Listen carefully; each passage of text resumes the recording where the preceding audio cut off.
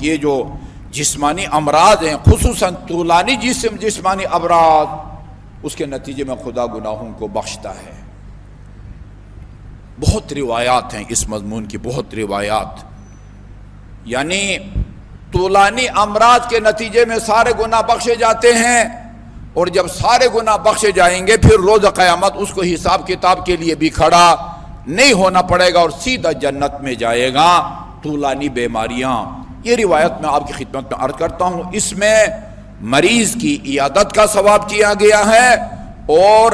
مرض کو برداشت کرنے کا اجر و ثواب اور اس کے فوائد کو بیان کیا گیا ہے۔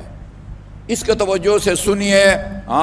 اور اپنے تک اس کو محدود نہ رکھیں، آگے احباب تک اس کو پہنچائیں۔ حدیث قدسی ہے یہ، حدیث قدسی خدا کا وہ کلام ہے جو قرآن کا حصہ نہیں ہے۔ ہوتا کلام خدا ہے مگر وہ قرآن کی وہ 30 سپارے یا 114 سوروں میں وہ شامل نہیں ہے۔ حدیث قدسی میں آپ نے فرمایا للمریض 4 خصال،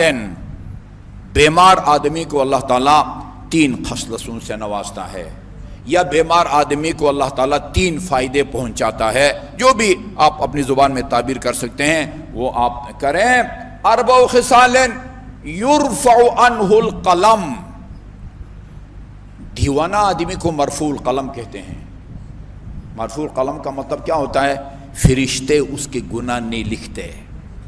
دیوانہ آدمی وہ خدا کے بارگاہ میں جواب دہ نہیں ہوتا، اس لیے کہتا ہے یہ فلانی مرفوع القلم ہے، یعنی جواب دہ نہیں ہے خدا کے بارگاہ میں۔ وہ فرشتے، یہ بائیں طرف جو فرشتے بیٹھے ہوتے ہیں وہ اس کے گناہ نہیں لکھتے، مرفوع القلم ہوتا ہے۔ ایک یأمر اللہ الملک فیکتب لہ افضل مکان یفعلہ فی صحتہ، ادھر جو دائیں طرف فرشتے ہیں ان سے اللہ تعالیٰ کہتا ہے یہ میرا بندہ بیماری کی وجہ سے بہت سارے اعمال وہ جو اپنی صحت کی حالت میں انجام دیا کرتا تھا اب ان کو بجا لانے سے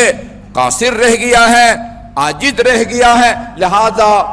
وہ بہترین اعمال جو صحت کی حالت میں وہ بجا لایا کرتا تھا اب اس کے نامہ اعمال میں اس کو لکھو۔ یہ بے شک نہیں کر پا رہا، پابندی سے نماز تہجد پڑھتا تھا، پابندی سے نوافل ادا کرتا تھا، پابندی سے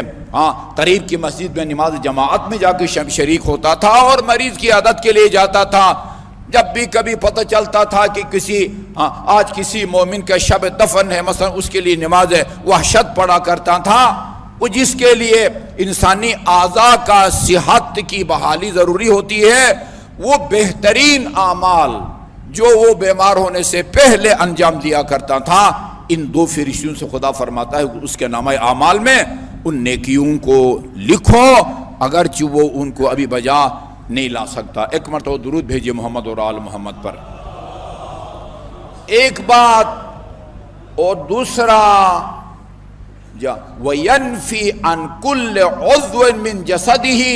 مَا عَمِلَهُ مِن ذَنْبِهِ، آدمی ان اعضاء اور بدن کے ذریعے گناہ انجام دیتا ہے، کوئی گناہ ہاتھوں کے ذریعے، کوئی گناہ آنکھوں کے ذریعے، کوئی کانوں کے ذریعے، کوئی زبان کے ذریعے، جی وہ جن اعضاء بدن سے جو گناہ اس سے سرزد ہوئے تھے نفی اللہ تعالیٰ اس سے نفی کر دیتا ہے، مٹا دیتا ہے۔ فَإِن مَاتَ، اسی بیماری کی حالت میں، صحتیاب ہونے سے پہلے ہی بیماری حالت میں اگر دنیا سے رخصت ہو جاتا ہے، اس کو موت واقع ہوتی ہے، مات مغفورا لہ، بخشا ہوا مرتا ہے۔ جب دنیا سے اٹھتا ہے تو اس کے نامہ اعمال میں کوئی برائی باقی نہیں رہتی۔ وَإِنْ عَاشَ عَاشَ مَغْفُورًا لَهُ، زندہ رہے تو بخشا ہوا جیے گا۔ البتہ گزشتہ گناہ ایسا نہیں کہ آئندہ کے گناہ بھی نہ لکھے جائیں، نہیں، وہ زندہ رہے تو بھی بخشا ہوا، گزشتہ گناہ اسے بخشے جائیں گے، فوت ہو جائے تو بھی اس کے گناہ بخشے جائیں گے۔ وَإِذَا مَرِضَ الْمُسْلِمُ كَتَبَ اللَّهُ لَهُ كَأَحْسَنِ مَا كَانَ يَعْمَلُهُ فِي صِحَتِهِ، وہی بات ہے جب مسلمان وہ بیمار ہو جاتا ہے، وہ بہترین اعمال جو وہ اپنی زندگی میں انجام دیا کرتا تھا، وہ دائیں طرف کے فرشتے ان اعمال کو وہ لکھتے ہیں۔ وَتَسَاقَطَتْ ذُنُوبُهُ کما یتساقط ورق الشجرہ، اور اس کے گناہ مریض کے، بیمار کے گھر کے اندر پڑا ہوا ہے، ہسپتال میں پڑا ہوا ہے، ICU میں پڑا ہوا ہے، اس کے گناہ اس طرح گرتے یا جھڑتے ہیں جس طرح موسم خزاں کی سردی سے درخت کے پتے گرتے ہیں۔ اور وَمَنْ عَادَ مَرِيضًا فِي اللَّهِ، جو آدمی کسی مریض کی عیادت کرے کوئی ریاکاری یا اس کی خوشنودی یا خوشامد کے لیے نہیں، صرف اللہ تعالیٰ کی خاطر جو کسی مریض کی عیادت کرتا ہے، لم يسأل المریض للعائد شيئا الا استجاب له، جب آپ مریض کی عیادت کے لیے جاتے ہیں اور مریض آپ کے لیے دعا کرے،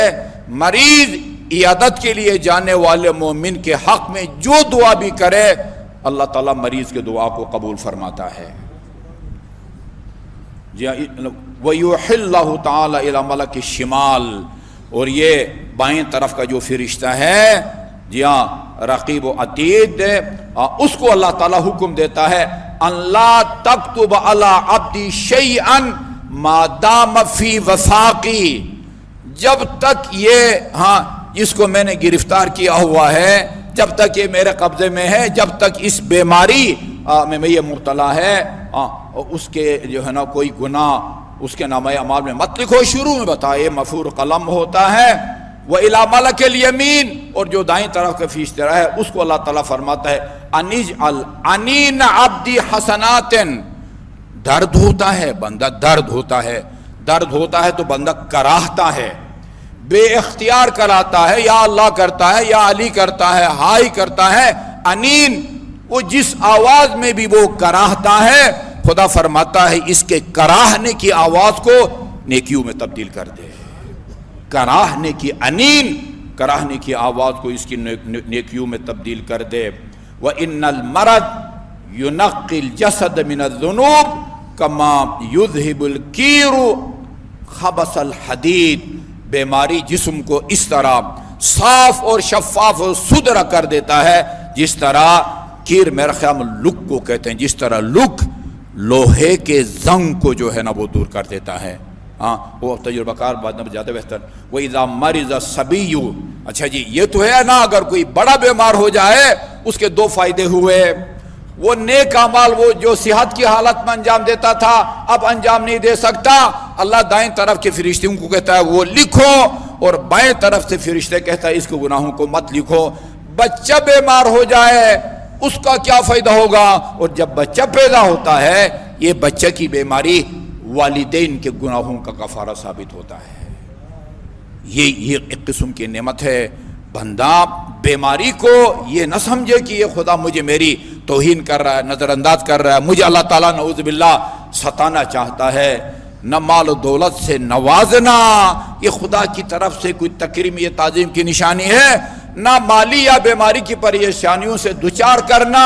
یہ کوئی اللہ تعالیٰ کی طرف سے نعوذ باللہ توہین ہوتی ہے۔ دونوں، کبھی اللہ تعالیٰ انسان کو آسائش میں رکھ کے آزماتا ہے اور کبھی آزمائشوں میں ڈال کے اس کو آزماتا ہے۔ اللہ تعالیٰ دونوں حالتوں میں ہمیں ثابت قدم رہنے کی توفیق عطا فرمایا۔